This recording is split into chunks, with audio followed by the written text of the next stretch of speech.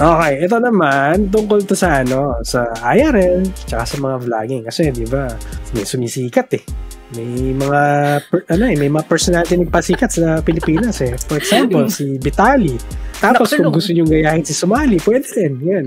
Ang naging issue kasi, yung Philippines is basically parang gusto nilang i-regulate yung pagdating sa mga vlogging at saka mga IRL stream. Hindi naman regulate ang COVID. No, I don't think it should reach that level. Pero sa akin, parang kung may I don't know how. Bad actors lang.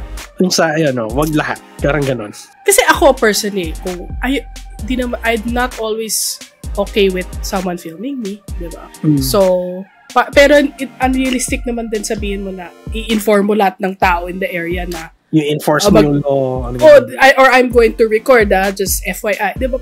Pero, saan yung balance dun di ba? Parang, yes. I don't wanna be recorded, pero also, public area, technically, pwede sila mag-record. Fine line. Yeah. Ang hirap. Yeah, that's true.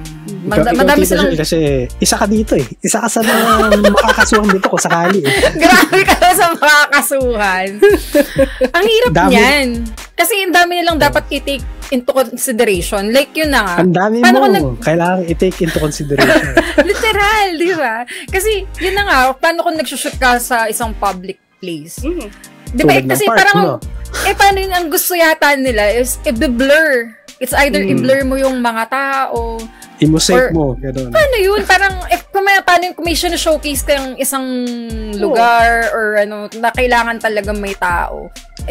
Paano yung content mo dun, di ba? Ano yun? Dapat meron. Sobrang, alam mo yun, parang ang complicated.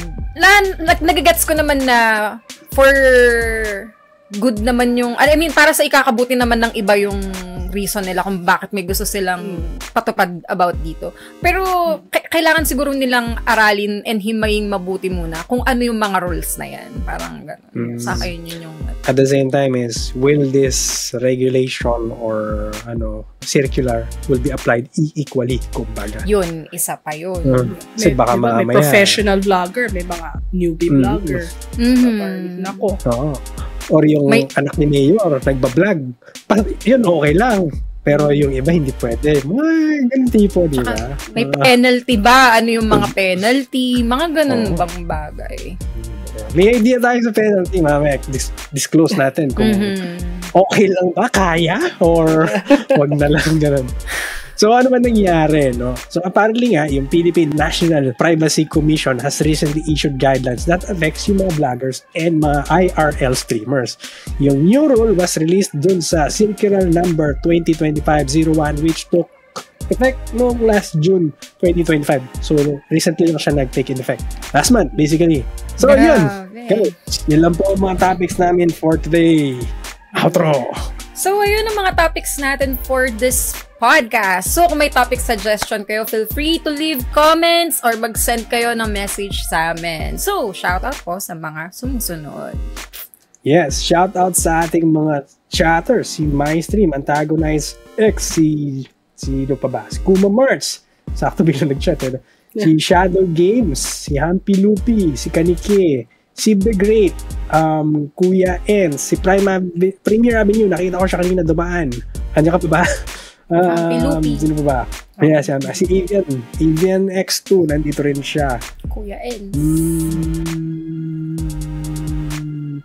Tufi, ayan, Tafty or Tufi, sorry. Yes, nag-follow sa atin kanina. So, if may na-miss out ako, sorry. Bye ako next week. Vinster, bro. Yan. DM Emperor, yun, nakaabot. DM Emperor. Yes, sakto. Yes.